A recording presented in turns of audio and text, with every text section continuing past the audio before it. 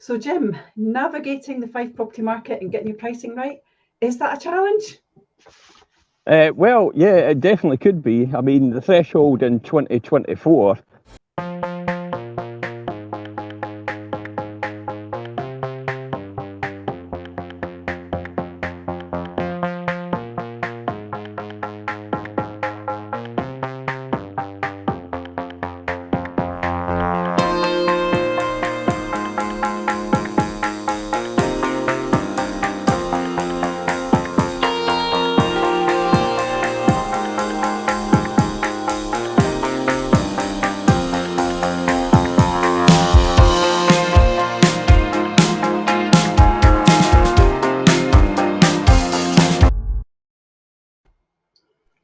What do you Yeah, well, think? maybe just let does everybody get that? What I said? No, we didn't. So you need to start all over again. Well, why do you know why do you know bring us in, Perry? Seeing I'm enjoying myself out in the sun. Well, I can see that. I mean, navigating the Fife property market, the art of pricing your property right is a big thing. And as we stand on the threshold of 2024, facing economic uncertainties, actually, and we talk about that often, the shifting housing landscape, again, uncertainty, and the significance of correct pricing in Fife on your property in this market has never been more pronounced, I would say. We're basically going to give you a comprehensive understanding and some crucial aspects of property pricing, the profound impacts that it could potentially have on you, and the property market transaction process as well. Anything you'd like to add to that, Jim? Yeah, I definitely think so. It is about getting the correct pricing strategy, making sure you're comfortable. Which you clearly are, Jim, looking at sorry, your sorry, I background. keep rubbing it in. The significant and correct pricing, yeah, definitely. I think that's the most important thing. Get your pricing right. I will talk about where I see property prices in 2024 because the courier's asked me for a comment on it, and I've thought about it long and hard about it. But we'll cover that mid-show. We'll go halfway during the show, and then we'll talk about property prices in 2024 and where we see them and what the factors are that will determine where the Fife property market will be in terms of that time. As far as it goes right now, the UK House Price Index is out. I'm going to do a show tomorrow on that in detail. But basically, that Fife's actually come in at 1.7% year on year in terms of price increase, which it tells us straight away that the market is still extremely stable in Fife. Now, across at Lothians, it's something like 8.3 year on year. So, Scotland seems to be extremely resilient. The issue here is we need to think about transactional numbers. Because year on year, the transactional numbers in terms of the number of properties sold in total in Fife has probably dropped about 20% overall. And that might have an impact on the whole Fife property market, but it doesn't have an impact on house prices in Fife. It'll keep them stabilised. It only has an impact on estate agents because it's transactional numbers we rely on for business. Yeah, absolutely. So the market, a brief overview of that. I mean, Fife property market presents a unique blend of historical charm. We talk about that often, don't we? And the modern appeal as well. The Fife property market caters such a diverse preference, doesn't it? From classic village properties to 19th century homes, contemporary modern homes, from terraced houses, apartments, flats, maisonettes, detached, semi-detached. We basically offer everything here, don't we, in the little villages that we have. However, sometimes, though, that diversity brings with it the challenge of accurately valuing properties, doesn't it? Because a lot of the time we will go out and no two are the same in some areas, depending on where you are. There's varying factors to that, as we know. This could include economic shifts in particular areas, transport links. We see a big uplift in leaving at the moment because the train station's coming. Schools. A lot of parents buy because of where the school is and what the school offers their families. So that's a big thing as well. The demographic changes come into play as well. National housing trends impact us to a degree, but we'll talk about that, as you said, Jim. All of those things influence our market in Fife. But understanding these elements can be really challenging, but it is essential for setting a price that reflects the property's worth while making it apparent and applicable to the current market conditions, doesn't it, Jim? Yeah, we do have quite a diverse property market, as you've said. And I think that's what's unique about Fife. Fife is often reflected, in my opinion, as a microcosm of the whole of the UK. You know, you have one end of the spectrum, which is the lower end of the price point in terms of Fife, and then you have the other end of the spectrum, which is the high end of the price point, which is basically St Andrews, Nearly, and East Neuk and that, which is literally just the London of Fife. The great thing about it as well is there's a great reflection in terms of urban and rural properties. You tend to find that at the top part of Fife tends to be a farming community. At the lower part of Fife, it tends to be more industrialised. I think that'll be Jim just ordering his coffee then. Look at you getting cared for. Actually. Living the dream, Jimmy. Let's hope it's decaffeinated or I'll be flying home from here. I'll not need the plane. Well, maybe that'll be a good thing. You maybe catch it. I'll maybe catch it this time. I'll be driving home for Christmas if I don't catch this flight tomorrow night. Perfect. So, I mean, we talk about the microcosms, as you say, but to go back to the kind of pricing point of it, what are the risks, Jim, of overpricing your Fife home? One of the most common pitfalls, I would say, in property sales is definitely overpricing. It's a mistake often originates really, I think, for two reasons behind it. The first is the emotional attachment that a buyer has to their property and their misinterpretation of the market itself. You tend to find typically that their friends and family and all the rest of it say, "Oh, your property will fly off the shelf.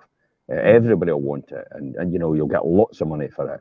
And then everybody starts to come up with fictitious numbers about how much they think it's going to be worth, and then it almost gets embedded into their psyche. This is what I want before the estate agent comes out and actually does anything. Yeah. Which is quite a challenging environment for an estate agent to go into, to then basically point out and tell a seller that, you know, your house isn't worth as much as you think it's worth, because they don't want to hear that. They want you to tell them it's worth exactly what they think it's worth, or it's possibly worth more. So sometimes it actually becomes a competition. You know, I've found that I've walked into some sellers' properties. We're great, you know, they've called me out for a reason.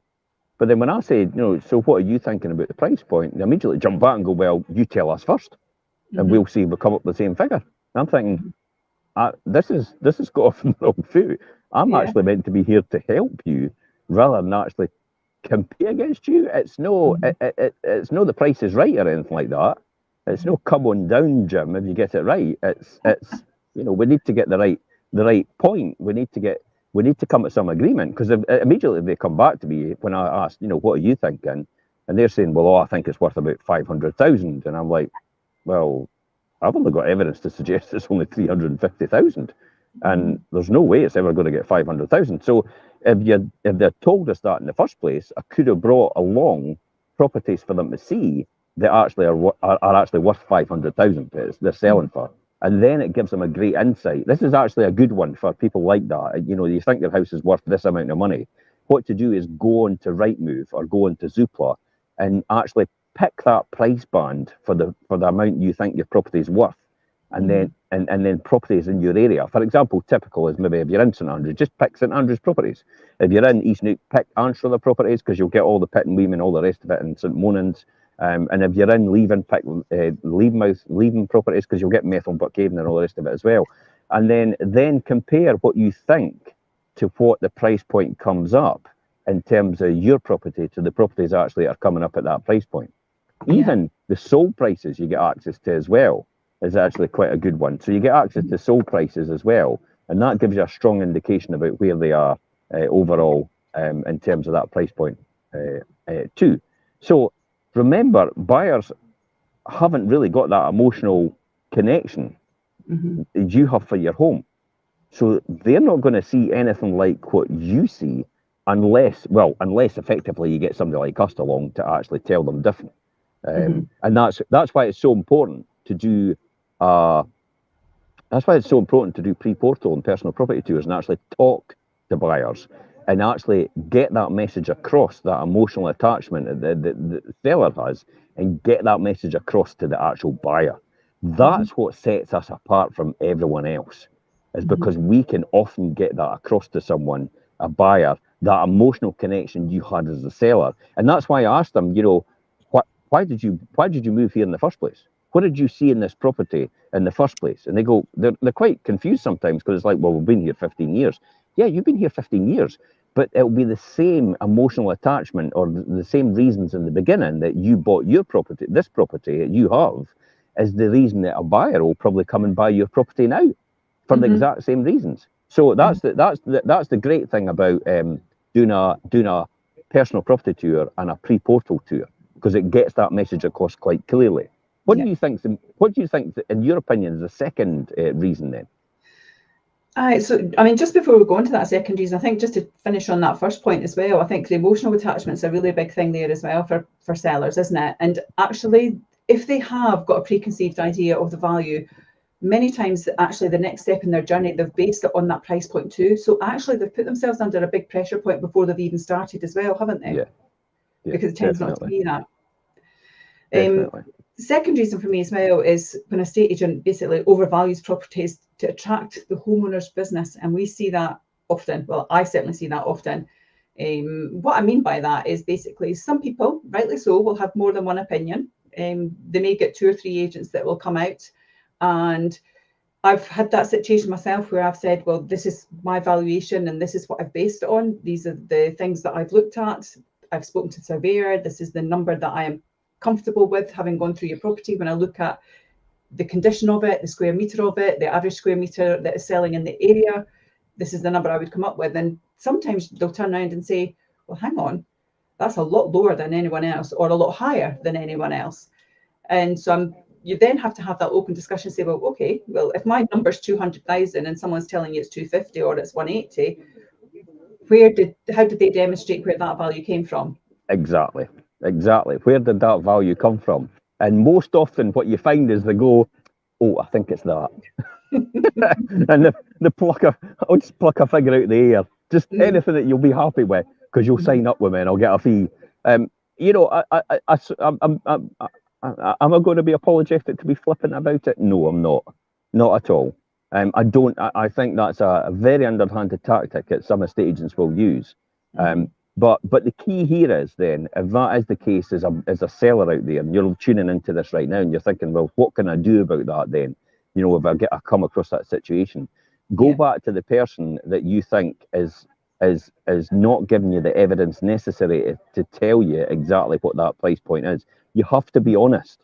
You know, if they've not shown you the comparables, they've not told you what the price per square meter is in this area for your property type, and they've just more or less plucked a figure out of the air and more or less agreed with you, because they probably asked you first and said, what do you think? And you've gone, oh, I think it's about 250. Yeah, I think that's about right.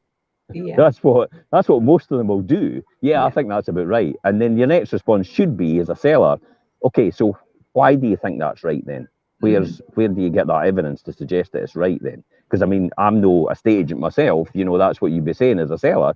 I'm not a qualified estate agent really, so I don't really know what I'm just hoping that that's going to be the figure, but where's the evidence to suggest that I'm actually right and you're in alignment with me?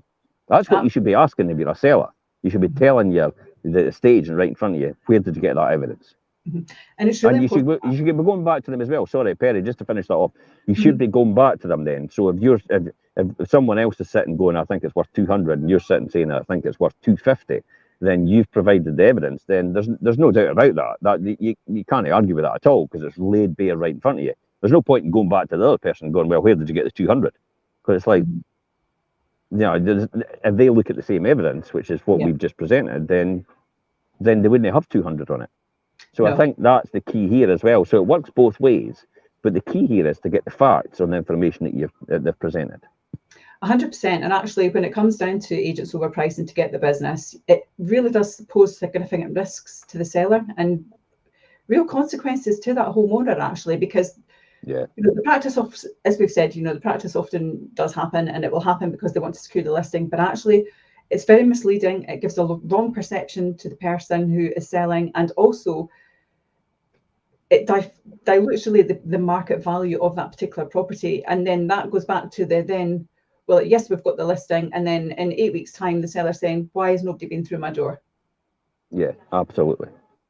I think that then comes to go on to then the overprices and why they tend to stay on the market for more extended periods, I think. Mhm. You know, I mean, when a property, let's look at this, when a property is actually overpriced, it leads to what's often termed as the listing fatigue.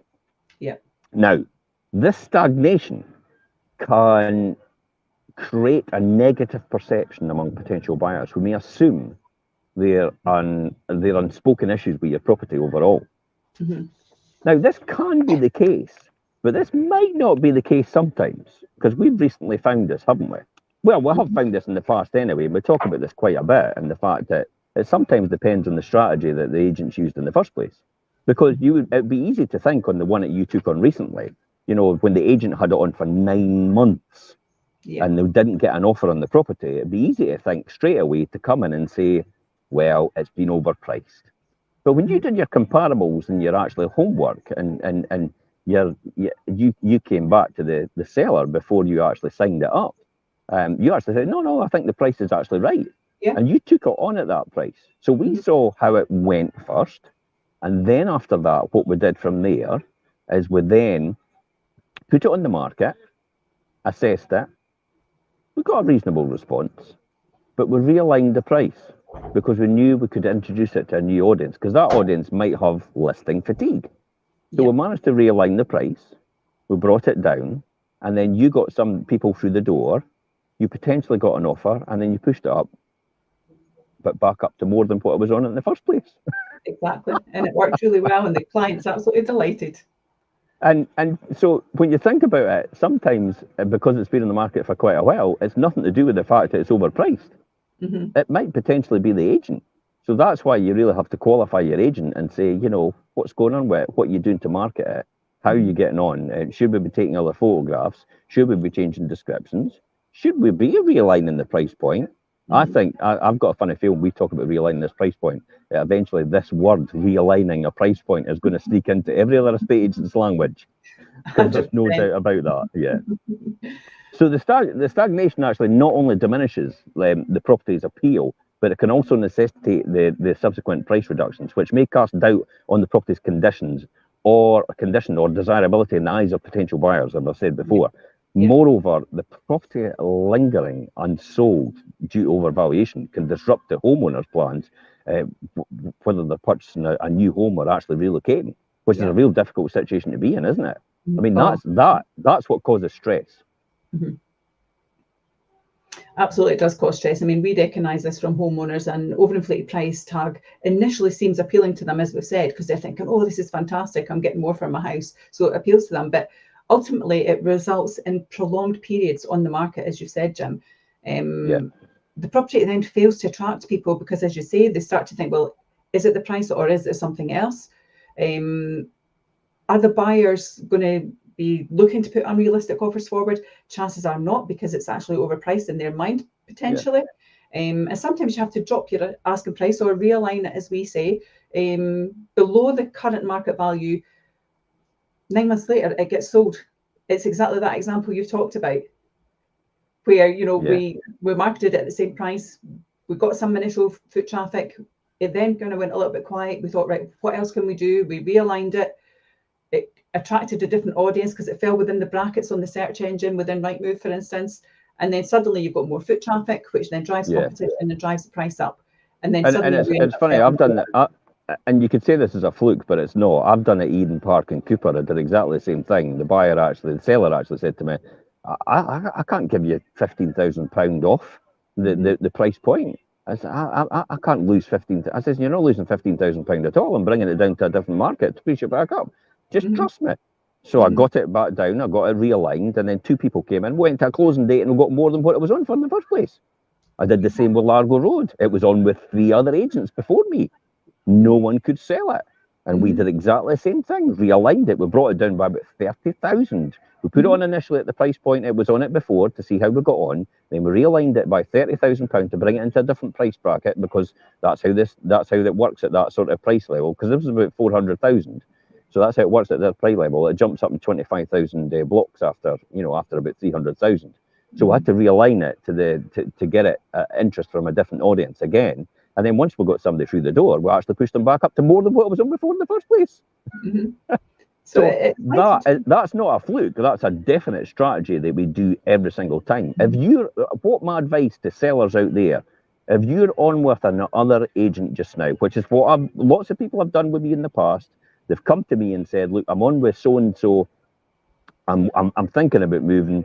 Can you advise me what I should be doing? So I immediately come back to them. I look at the price point. I look at the photographs. Look at the descriptions, and I generally say to them, it's this, it's that, and it's that. That's all you need to do. Just get your estate agent to change it. You don't need to disrupt yourself. You don't need to come over anything like that. Just change these three things, and these three things get changed. And lo and behold, 2 weeks later, the house is sold. Yeah. And yet and it's like you often tend to, and the person in this question actually came back to me. This was in the East Nuke. He came back to me and said, why did you not take it on and just get the house sale yourself? I says, because for me to take it on, I would just disrupt everything in your life. It would be so upsetting and so stressful for you. I just felt that just giving you that advice and getting it sold there and then and making it easy for you would be the best course of action for you overall. It's not about me, it's about you. 100%. And it really does, as you say, underscores and underpins the necessity really to get an agent who understands and can give you strong advice. It's about the agent being honest as well, demonstrating market reflective valuations to you and comparables from the outset, ensuring a smoother, more efficient sale process for you as well. And like you said, Jim, it's safeguarding the homeowner's best interests, it's protecting them from all the stress. And at the end of the day, it's a contract between us and them, isn't it? They are contracting us to help them on their journey. The end product just happens to be that it's a house that we're selling, but it's about the person and where they're going and what they need. And that's what we're there to achieve, isn't it? It's to get somebody from A to B, depending on where he is just now. So you have to, when you walk in the door, I need to know where you are right now, what you're thinking, where do you want to be, what's your perception about how you're going to get there, and then I'll work out a plan and formulate a plan for them. And you do the same thing, Perry, in order to get them there in the most stress-free and efficient way possible. However, life does get in the road sometimes for the seller, and our plans sometimes go up in the air, and that's just life. Life gets in the way. Hence the reason why our tagline is always helping you manage life as it happens. It's no how do we sell your house and get as much money out of you as possible. Absolutely, 100%. So we've talked about overpricing. Yeah. So what's your thoughts about, the downside of underpricing then? Exactly. I mean, that can have the kind of same negative impact, can't it? At the end of the day, I mean, underpricing a property, although potentially expediting a sale, can result in substantial financial loss for the sellers as well. And at the end of the day, it goes back to my comment that I made earlier. The seller is on this journey for a reason. We talk about this frequently. You're selling because of the current conditions or circumstances in your life. And therefore, actually, it's important that we get all those boxes correct. So if we underprice it, the financial loss to them can be significant. Setting a price too low in the market where maximising returns is paramount can seem sometimes significantly under realising your Fife property's actual market value. This scenario underscores the importance of experts valuing, like we've said, make sure that they consider all aspects of the property, including the potential in the current market. Because, if people, again, I hear a lot, Jim, and I don't know if you're hearing this, the market's not what it was a year ago. Isn't it? Let's talk about what does that really look like? What do you mean by that statement? Because that could be a multitude of things, but it's just a statement, isn't it? Without really any meat on the bones, if you like, with understanding. You could easily agree with someone, can't you, when somebody says the market wasn't like what it was a year ago, and then you immediately go, yeah, that's right. And then they go away with all the assumptions that they thought about what they thought the market was like. And it's like, no. The market is still stable. It is still buoyant. There's less buyers, obviously for various reasons, interest rates, base rates, inflation, and all the rest of it. I'll talk about that in a wee while, of where I see it. Base rates, unemployment levels, uncertainty, all the things that go on in the world that could cause issues in people's minds. Also, the media doesn't help at all because they're the world's worst. Inflation is now down at 3.9%, but the media has to say it's still double the target.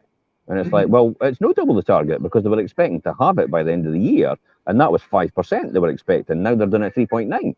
So what happened to it's actually better than what the government predicted by the end of the year? No, we don't want to say that. We want to say negative news. We want to get that in people's minds, so it'll scare them, so it'll excite things, so they'll watch the news more and they'll read more. They'll see more adverts from us and they'll watch our channel all the time. That's what it's all about. So I definitely think that the downside underpricing, I see it quite a lot. I feel sorry, honestly. I do feel sorry when I see a lot of properties coming onto the market with other agents. It's got nothing to do with the fact that we never got the property. It's everything to do with the fact that I see the price point that comes on sometimes and I think, oh my goodness, that is far too low in comparison. Now, if you're a buyer tuning in, you'll be going, woohoo, happy days. But if you're a seller, you're losing a fortune. I had one recently in Cellar Dyke. I actually went out to value the property over the road, which is a bungalow, mint condition. It was gorgeous. Now, he had actually based his valuation in his head based on the price of the property over the road, which went on with another agent. Now, the one over the road actually went on at a price of, it was a 3-bedroom ex-local authority semi-detached property on at £180,000. Sorry?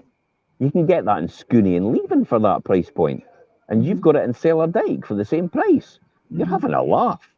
And no surprise it went to a closing date, and no surprise it probably went beyond that and what they could have got. However, it was grossly undervalued in the first place by probably about £30,000 in the beginning. And that seller doesn't realise they've lost £30,000 at the home report could have secured a higher mortgage for that person, because the home report is only used for the mortgage company. So the mortgage company comes along and says, what's the home report? 180 grand. That's all we're lending up to. We'll not lend you any more. So the home report not being at the right price point in the first place has lost that person £30,000. And yet they'll be jumping for joy because it went to a closing date and they'll be thinking they got a fortune over that. But whatever they got, if it was 30 or 40, maybe more, they've lost 30,000 on top of it as well. Which is a crying shame. But it's not the first time. Not the first time you see that. How could I sell a 1-bedroom ex-local authority flat in Crail at Kirkwine for 210,000, and yet a month before the estate agent downstairs sold theirs for 165? Exactly the same property. How is it possible in George Street in St Monans, I could sell a property for 305,000, and a month before another agent sold the same property, if not a wee bit bigger? The actual surveyor said, oh, it's a wee bit bigger. They sold theirs for 250,000. And you tell me there's not a difference between us. There's no difference between estate agents. It is factually wrong, that statement. It's like night and day. There's huge amount of evidence and information that we have online, and obviously in a lot of these shows, and I send it out to a lot of customers as well and point out the exact stark differences between us and someone else. And that's it. We're probably the highest price point achieved over the home report of any estate agent in Fife, if not Scotland, I would say, because we do things completely different. There's not an estate agent that does something like us. There's not an estate agent that could replicate our system, because it was custom built by myself. 100%. So we've talked about overpricing, we've talked about underpricing. I mean, striking the right balance for Fife Homes is vital to clients, isn't it? Yeah, definitely. I mean, striking the right balance has got to be there. But again, that's all down to accurate pricing. I mean, I think hopefully everybody's just got the gist of this. It's a delicate art. It is an art form in order to balance understanding the property's intrinsic value and aligning it with the market trends that are going on right now. I mean, there's where the statement comes, it's not the same market it was last year. You're absolutely right. It's not the same market, but what type of market is it then? Because in some areas of Fife, the market's still booming in terms of price point, in terms of what's getting achieved, in terms of what people are paying for property now. So it really involves, I would say, thoroughly analysing local market conditions in Fife, comparative properties, I would say, studies, and awareness of the broader economic factors overall that is driving that. Is things like, classic example, there's an obvious one here for Levenmouth, the train station. Now, I don't know about you, but every single property description I've got now is I'm always saying about the coming soon, the train station in spring of 2024 in the Levenmouth area, because it's another string to the bow to market that property to the right audience, which is potentially somebody that might want to relocate because they now see the opportunity to sell their house, possibly in Edinburgh, and actually get rid of that at a high price point and buy a comparative property here for a significant lower price point. And you can't say to yourself, but it's in leave-in. And it's like, but who cares? You're working remotely. And let's cover that. It's in leave-in, because I get that quite a bit. It's like, leave-in, it's got a beautiful beach. Yeah. It's got a previous open qualifying golf course. It's got actually 1, 2, 3, 4 golf courses. Municipal, and you can take into account the London Links area. You've got the London Links Ladies, you've got the London Links golf course, and then you've got the Leiden Links golf course. So you've literally got 4 golf courses within that area. And then Dunbarton's just further up the road. A whole new private course at £10 million of an investment 2 or 3 years ago. And you can't tell me that this isn't a really aspiring area, up and coming, huge amount of investment, millions and millions and hundreds of millions of pounds on top of this, getting invested into that area. You can't tell me that isn't going to affect local prices. And that's what people have to understand as an agent in an area. They have to understand what the agent's expertise is and how they can do it. I mean, I definitely, a seasoned Fife estate agent, we'll bring that comprehensive understanding and that in-depth knowledge of the local markets and assisting homeowners, and accurately pricing the properties, I think, is the key here. Now, this approach really is not just about facilitating quicker sales. It's about ensuring properties are actually sold, as I said before, at the rightful value. There's often a lot of money getting lost because the lack of knowledge from the estate agent and valuing in the first place and understanding where the true value is in real time, rather than actually just relying on the surveyor just to take the knowledge and information from property prices that are possibly 6 or 9 months out of date off the land register, because that's where it comes from. So if you understand the real-time prices in the area, you can feed that into the estate to the surveyor, and the surveyor then can price the property appropriately and the home report at the right value.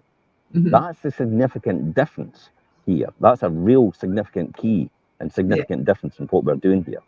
One of the things that you do... Oh, sorry, on you go. No, you're fine. Yeah, crack on.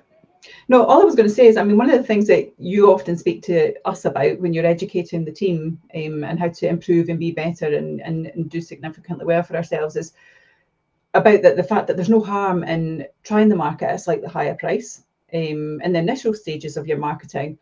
It's like that old adage that you say about, reaching for the moon and catching the stars on the way down, but it has to still be based on something, doesn't it? You've hit the nail on the head. Yeah, you're absolutely right. Why would you take a property in the first place and actually get a home report value and then introduce it to the market at a significantly lower price point at that point in time? That wouldn't make sense, especially if the estate agent is going, yeah, that is the true price. Well, that's the true price. Put it on at that then. If somebody's going to pay that, they'll pay it. Maybe it's not the true price, because maybe they've pulled the wool and that's what they're trying to play the game with. That's the possibility here. So if you're trying that slightly higher price, it's so important to have it monitored on a weekly basis, I would say, in the first 4 to 6 weeks. And that's exactly what we're doing anyway, for shooting for the stars. And I tell you what we'll do, if we don't get it, we'll catch the moon on the way down. I think that's the thing. I would rather shoot for the stars, catch the moon on the way down, because there's less effort in doing that from a resources point of view and a cost point of view to the seller than there is of trying to hit the moon and then trying to push somebody way up from the home report value, which was undervalued in the first place. I think that's the key here. So making the necessary changes, I think, to the asking price around that time would be the key point after the 4 to 6 weeks have passed, I would say. And that's the realignment point that we speak about, isn't it? That realignment. Realignment, not a price reduction. There's no price reduction happening here. We're not reducing any prices. We're realigning a price to push somebody back up to the right price in the first place, just to get another audience, to get them over the line. We're also straddling 2 price points on the web as well, making sure that we're actually at a price point where it straddles either side. So in other words, if you've got a property at 100, if I've got a property at 205,000, right, I'm probably going to put it on at 200,000. Why would I do that? Just because of what I said now. Well, because everybody up to 200,000, because that's where it splits on the internet. Everybody up to 200,000 will see your price at 200,000. Everybody from 200,000 onwards will see your price as well. So you have the two audiences. If you set at 205, for example, everybody up to 200 will not see you at 205. Everybody from 200 will see you at 205. So you've missed everybody up to 200, because it's unlikely that somebody going up to 200 will just sneak over and go to 210, because usually they'll just say, I'm tapped out at 200. So you're better to do 200, because once you get them through the door, they'll go, oh my God, this house is absolutely gorgeous. I have to find the money somewhere else. So they're around their parents trying to get bank of mum and dad, or anywhere they can get their hands on, or they maybe might push their mortgage out a bit, another, instead of a 25-year mortgage, they might do a 35-year mortgage to be able to afford it, and to get that, to get the cash flow to work every single month for them. Now, that's not being irresponsible. That's just allowing them to get the house they really want. And then in 3 or 4 years or 5 years, they'll probably say, okay, we'll now sell the house, and they'll get the true value back at that point. But it makes it more affordable on a monthly basis for them by doing it in that strategy. What about, there is such a thing as the Goldilocks price reduction. And it shouldn't be too much or too little, and it needs to be just right, So excuse the pun of the Goldilocks price reduction. So it gives a strategic price reduction overall, and in terms of the strategy we're using. What about the Fife house price reduction stats then? Because you collated some stats together. So what can you say about this, Perry? So let me just pop that up. I've got a wee graph that I'm just going to put up here, Jim, and give a wee thing. So in a competitive property market, a strategic price reduction can reignite interest. I don't like using that word reduction. It is realignment. I don't like saying reduction, because it does feel like you're giving it away. When it's used judiciously, the tactic attracts more potential buyers, sparking renewed interest in the property, and that's what we see. It gets more attention, it becomes more popular, and it actually can lead to a quicker sale. So I think that's really important.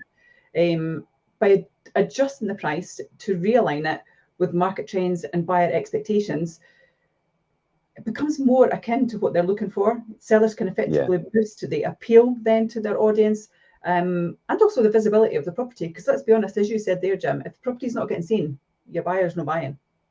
Yeah. When you talk about realigning, though, you don't talk about realigning to the point that you'll have droves and droves of people walking through the door. What you're really talking about is you're getting the right people, qualified buyers, actually walking through the door. So you're getting more quality rather than quantity in that different price point, and introducing it to that other audience that's there. Imagine just standing somewhere in a marketplace. This is what it's like. Imagine standing in a marketplace, right? And you're selling your goods and services, and you're putting them on a table in front of you, and you're selling them in the marketplace at that place, right? And you're right there. You're in the market. You've got all your stuff laid out in front of you. You're selling them, and you see there's nobody coming to your table. There's nobody seeing it, because there's a massive audience over to your left, all standing over there. Now, would you not take your table and move it over to the audience on the left, and actually just move it over to the audience, wouldn't you? So why wouldn't you do it with your price point then, and just realign it? I mean, your prices would be exactly the same on your table. You just walk over there and actually just say to them, look, we've got all these goods and services right in front of you right now, and actually just take it to them rather than waiting for them to come to you. I think that's a good metaphor to show you exactly what we're doing here. I agree, and I think it's the rule of thumb, as we said earlier on. I mean, trying it out at a slightly higher price in the initial stages of marketing. Why would you not do so if you can, as long as the evidence is there? But again, as you said, do that at the most point between that kind of a couple of weeks, 4 to 6 maximum, before you then look into realign it. And also discussing, how much should you really realign it by, and does your agent really understand those search engines to understand what buyers looking for? I would say the answer to that, Perry, is does your estate agent understand the search engines? The answer to that is nearly every estate agent doesn't. They have no idea. Any estate agent at prices their price point at 50 quid below the 10,000 barrier or the £1,000 barrier has no idea what they're doing. Because putting a property on it worth 200,000 on it, 199,950 is going to lose you everybody from 200,000 onwards. You've lost half your audience straight away. So if any agent's doing that right now, they don't have a clue what they're doing. They're working in an old paradigm, which was when the internet never existed, and they're still relying on that model to get them through. They don't understand what's going on round about them. They don't understand the remit that they're after. and the objective of the game that they're in, and how they're needing to do it. I mean, you know, as you said, you know, try it at a higher price point, absolutely. But how much should you reduce it by? As it always comes down to your property and its standard in the market. I think, as I said before in the previous conversation, just about 10 minutes ago, you should be trying to realign it, possibly if you can, to the next price point, the next price point break on Zoopla and on Rightmove. After all, they're the two biggest websites. Now, it just so happens our price points actually mirror theirs as well. So there's no surprise why I've done that. You know, I've no done ours that when you get to 300,000, you go to 310, and you can go to 320, and you can go to, you know, you can get to 300,000, you go to 325, and then you go to 350, and you get to 305, and then you go to 400. Because that's exactly what Rightmove does, and that's exactly what Zoopla does. So I'm no daft here. That's why you align yourself with them, and success leaves clues. That's exactly why they are some of the biggest portals in Britain. And success leaves clues, and if it works for them, it'll work for us as well. So that's the key to understanding that. So can you share some stats then of the price reductions in the Fife area, for example, just right over Fife is KY, whatever it is, 1, 2, 3, 4, 5, right up to 16. Over the last 6 years, I think you've got information for. I mean, that's a huge amount of data. So you know, and I know how much effort you've put in to get this. So what is it then? Just before we show that as well, one of the things, just talking about that price point thing and the 9999 part, it's like the old Woolies thing, isn't it? It's the 99 pence shop. Yeah. It doesn't matter, does it? Anyway, let's look at these stats. So here we are here. So number of properties for sale, which is versus sale price versus reductions in Fife. So it covers it, really difficult to see here, but it goes from January 18, way down the bottom here, all the way up to November of 23. So the red line you see are the properties for sale. So you can see that all going along. So the peaks and troughs as we'd expect. So you have the kind of peaks here, which is the 20s. We kind of expected that. And then you go into 21 when it kind of slowed a little bit again. And then we've got the stabilization comes along here and then comes into 23. And then if you look at the side, again, you can't really see that clearly from the graph, but we're starting at the bottom here. It kind of says 0 up to kind of 200, 400, 600, 800, you've got then your 1,000, your 1,200, and then up to your 1,400 properties. When we look at those properties for sale, we've saw that, Jim, haven't we? Because you know, it started, we were at pre-pandemic, you were around about the 1,500 properties, so that's around about here, this peak point. Then we started to see it to drop, didn't we? And we got as low as 450, didn't we? And it pretty much kind of stayed that way for a little while. There was an odd little peak, but pretty much stayed that way, didn't it? All right. Okay. Well, in 2018, for example, the average of 1,133 properties were for sale in the Fife area every single month. So the estate reduced on average 82 properties per month. That's 7.1% of Fife homes were reduced in price every single month. And that's in 2019, that was 1,100, and that represented the average price. The average number of properties reduced every single month was 90 properties, which is 8.1. Yeah. And you can see that in that graph. In 2020, it was 911 properties for sale every month. 45 properties per month were reduced. See how, you know, it's starting to get a wee bit boomy, and the fact that less properties are actually getting reduced, which is 4.7% of the Fife homes every month. 2021 was 659. That's when the boom was on. And it was 31 properties per month were getting reduced, which is 4.7% of them. But you see how that's gone right down from in 2018, from about 82 to 31. It's almost a third now. 2022, 735 properties in the sale in the Fife area. 42 properties per month reduced on average, 5.6% of that number. In 2023, the end of November, an average of 899, which is 900 properties effectively for sale in the Fife area. And the reduction is 76 properties per month, which is 8.4%. So you can see how more properties are actually beginning to get reduced.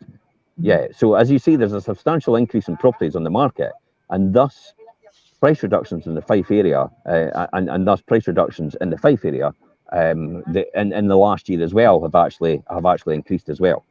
So that's quite an interesting statistic. And you've got that in a couple of graphs overall, haven't you? as the one you've shown there, and you've got another one as well, haven't you? I have, yeah. So I'm just going to pop that on there so that you can see that just now as well, and that gives you a better feel for it. And this one basically is the percentage of Fife properties on the market that were reduced to price by month since 2018, as you said, Jim. Yeah. So, you know, we talked about those percentages as we go. So we're sitting at the 2018 point here, and the reduction was like 7.1%.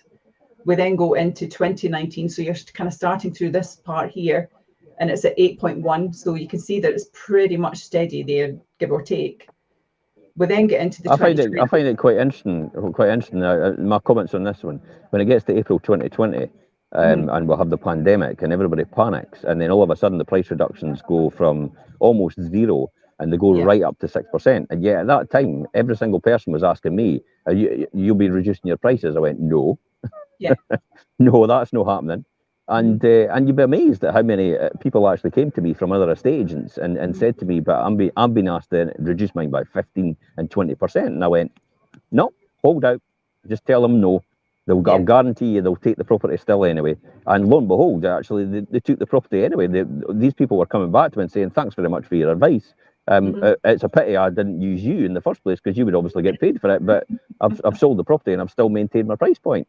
But then my argument out of that was, "What did your estate agent not discuss with you?" And they went, "Well, they just asked me what I wanted to do." And I thought to myself, what was the point? What was the point of being with them then, if that's the case? Literally, that just showed me that literally they're just putting a house on the market and hoping for the best with no actual backup advice and information analytics to how they should be proceeding and how they should be going on from there. Yeah. 100%. And then when we go into 2021, as we said there, you see it there then when actually you've got nearly 300 less houses on the market at this point, which is where the boom came from. And 31 properties reduced in this area here, which was like 4.7%. So the same percentage as the previous year, but on much less properties. So instead of 45 properties, it's 31. So that's definitely where we saw a big change in the market as well in 21, wasn't it? I think when you look at percentages, it's quite misleading, because you can, percentages could be, "Oh, my business has grown 100%.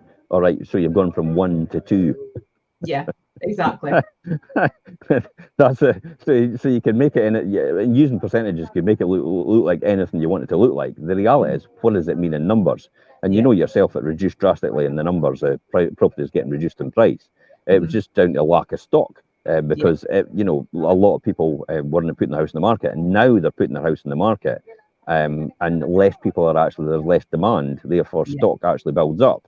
And when you go into 2022, you're rightly saying there that the stock increases, the percentage stays the same, but the number of properties are actually increasing now from where they were in the 2020 to 2021. Yeah. And then up to today as well. Yeah. Absolutely. So in 23, you can see the properties are sitting on average at 900 per month, which is similar actually to 2020. In 2020, though, 4.7% were reduced. And in 2023, we're now sitting at 8.4. So it's almost, the percentage is almost double for the same amount of properties going on in that kind of window of time. So that's quite an interesting aspect, I think. What's your thoughts on that, Jim? Do you know what's quite encouraging?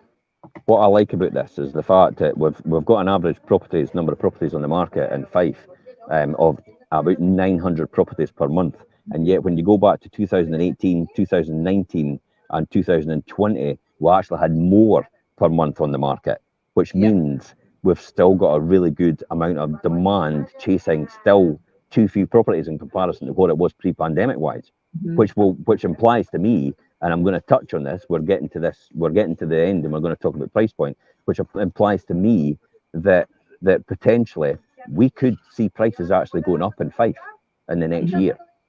And I'll elaborate that in a bit more. I mean, what's your thoughts overall, Perry? So, I mean, for me, when we look at that, what we have seen is there's been substantial increase in properties on the market. And thus, obviously, if the buyer demand isn't there, potentially you're looking at some increased price reductions, but not compared to a few years ago. So for me, it's still holding out, and it's about having that correct strategy, isn't it? I think if you are the seller and basically you are telling your agent what they need to do next, then actually you're not getting good advice. And then so it's no wonder that you're missing out. So I think it's really important understanding the marketplace, getting someone who can guide you through that, who can actually allow you to then take advantage of that positioning, who knows your story, knows where you need to be.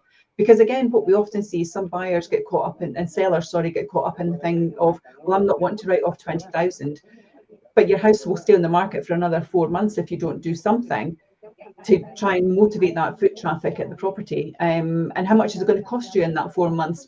So you tend to get into that situation where sometimes the seller will miss out on a sale because they're holding out for just that little bit extra, because they don't really understand the strategy, because they've not been educated by their agent.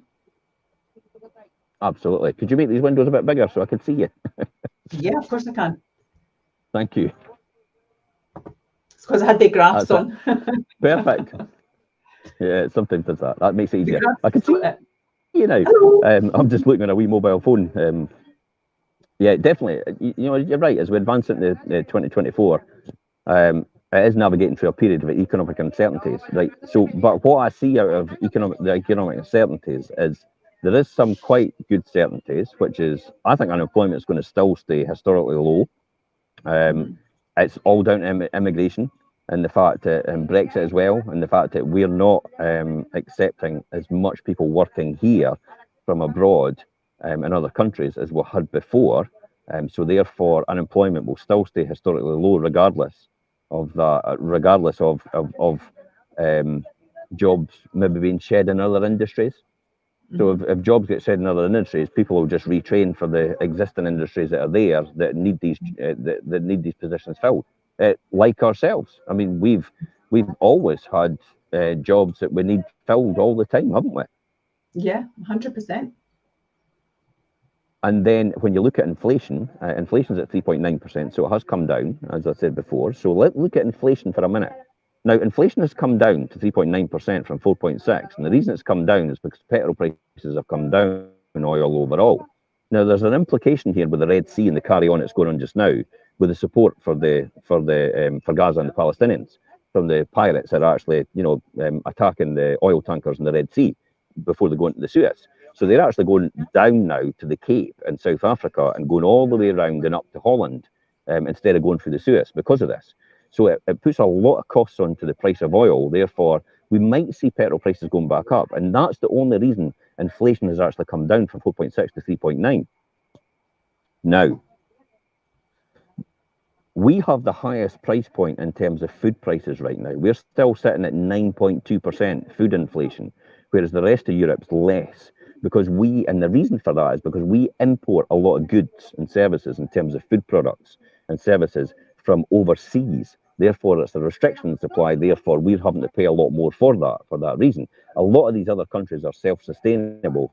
For example, still pick oranges off the trees in Spain here.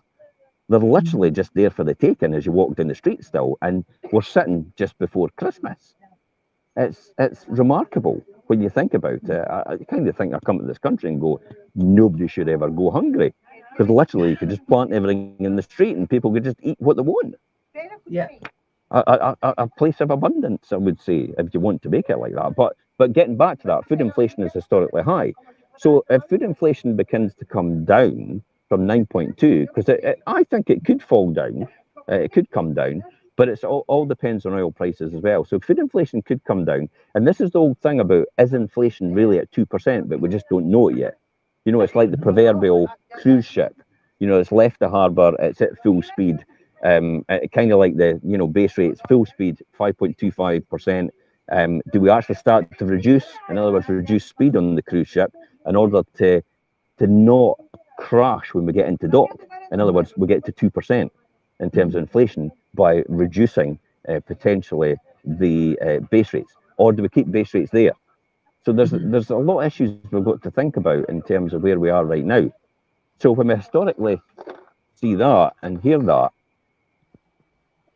when we historically have that situation where food inflation is still high, normal inflation still, overall inflation is at 3.9. I mean, it's a good sign, but they're talking about base rates coming down already, and I don't think base rates are ready to come down, because I think that could potentially fuel inflation again, which could be even worse overall in the long term. Yeah. So base rates might not come down, but base rates need to come down to at least 4.5% before it makes it more attractive for people who have affordability to come back into the marketplace to buy houses at a higher price point. That's the key there. it needs to come down for that reason. I mean, you can still get a fixed rate deal for 4.5%. That's fine. Yeah. But if base rates come down and swap rates are good as well, between interbank lending, then potentially the rates that we're getting offered on mortgages will be less than the 4.5 as well. And it'll be a lot more affordable for people to buy at the higher end, therefore allowing people to upgrade from the midpoint. So there's kind of, you know, like you used to see on Tom and Jerry, where the two, where the mice, the two of them used to run for the hole at the same time. This is kind of what we've got, I think, in the top end of the market, where there's people waiting there to run to that hole at the same time, but there's a balancing act to happen in order to get the right person at the affordable level to buy the property at the top end. But they can't move up that to the top end until the affordability is there. Yeah. So it's a catch-22. It's a catch-22, but I think the government's still going to focus on inflation itself. So the things that are going to influence property prices in 2024 are going to be unemployment levels, inflation, and base rates. Yeah. And they're all factors out of our control just for the reasons that I've just explained.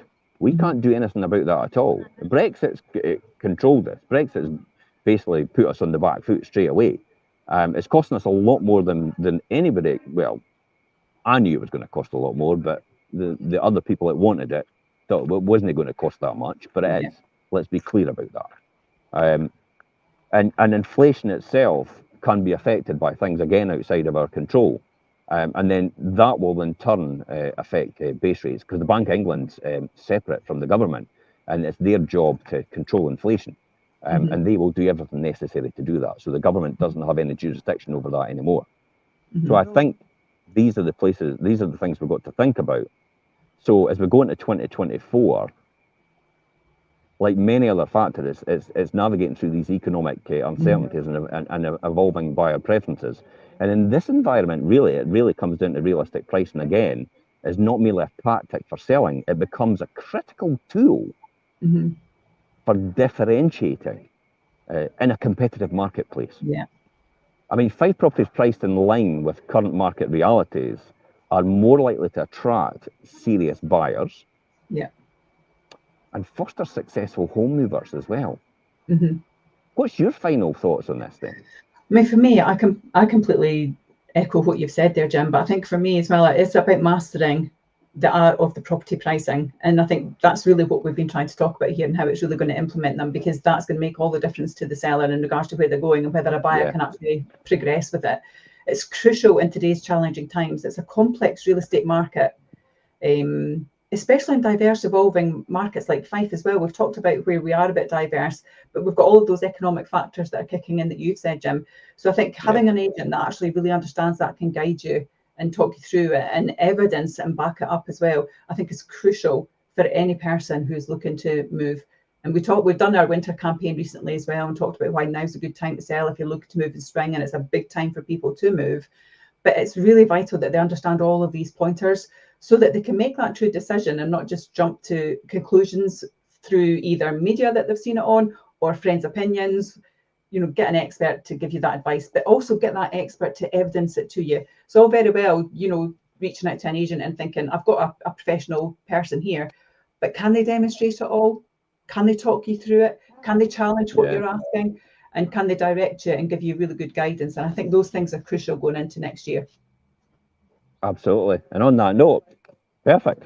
You know, fantastic show today, Perry. Good knowledge and information. I hope everybody got a really good amount of detail out of that and knowledge. And if anybody's out there looking for advice and support and to want to follow that up, please, you know, message us direct. We're on the end of the phone. We're on the end of Messenger. You know, you can catch us on most channels on most of the time, because we're always monitoring them anyway. And that's it. You know, and thanks very much for coming on, Perry. Thank you, Jim. As always, insightful and lovely to see your view. Yes, I had to move away because everybody started yapping at the other table. That's because it's siesta time nearly, Jim. You'll all be having your lunches and then relaxing. It is. And I'm just going to rub this in. I'm just going to take my socks and shoes off and walk along the beautiful 7 kilometres of golden sandy beaches in the sun. Wonderful. I'm sure we'll see that later on social media, Jim. Thanks very much for that. Lovely to see you, Jim. I'm glad you're having a great time. Take care, everyone. Bye-bye for now.